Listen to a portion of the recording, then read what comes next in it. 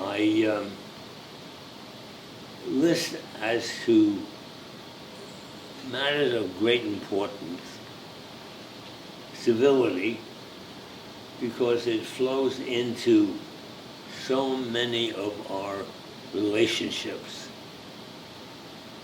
If you recall, in the Congress, there were strong people who never said a negative thing towards one another. There was a respect. There was an honor. And as so many of us say, there has been a deterioration. Environment. I think it's just shocking to me how little people care about the earth that we live on and put effort into taking care of it. So I think that I just wanted to highlight that and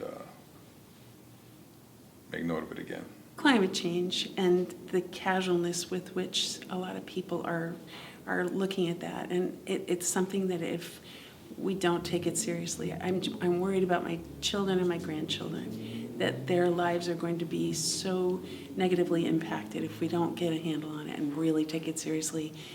There's that, and then I'm really concerned about our democracy in trouble. Global warming, the environment, and all the rest of it, and says that we're not doing enough. From what we know, we have to take moves that are measures that are transformative. But nobody defined transformative. This was out of the New York Times.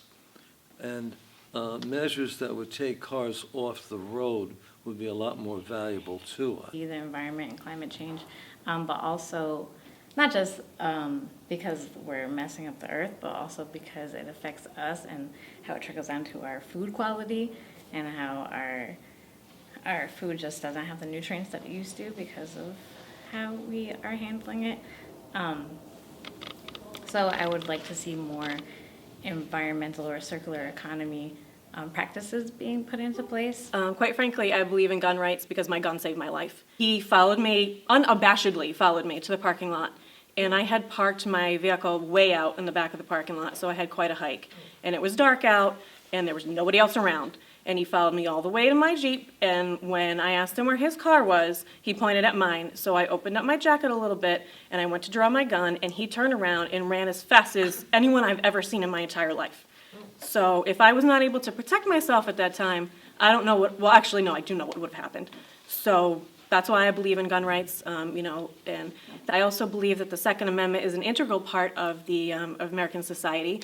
The Bill of Rights and the Constitution is what founded our country, and certainly there are case laws out there that I could cite that would talk about the fact that the guns are also for personal safety as well as just the Second Amendment.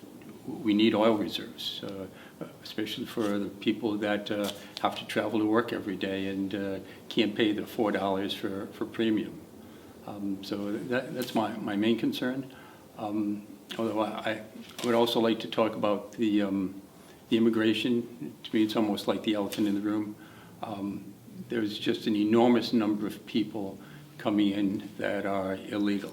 I am for legal immigration, and I think a decent number of people that we could establish, Congress could establish, would be good. Mental health, I think we're all kind of a little messed up mentally, and I think if we had more mental health education starting in schools, but also mental health services for people who need it, that would alleviate a lot of these issues like human trafficking, guns rights, homelessness. So I think mental health is at the base of a lot of this. Voting rights, democracy, it kind of all blends together in my opinion. As I said, there's been voting rolls being purged. There are states that are passing laws that make it more difficult to vote. In my opinion, the Electoral College is a problem as well with all of this because it comes down to 6 or 7 states that decide the election. What about us in Connecticut?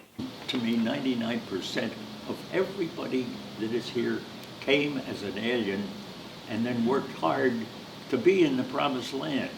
They didn't come here to take our country. They came here to enjoy it. And some of the best statistics now say, boy, the people that are coming in like that even today are doing better with our economy than the people that are here.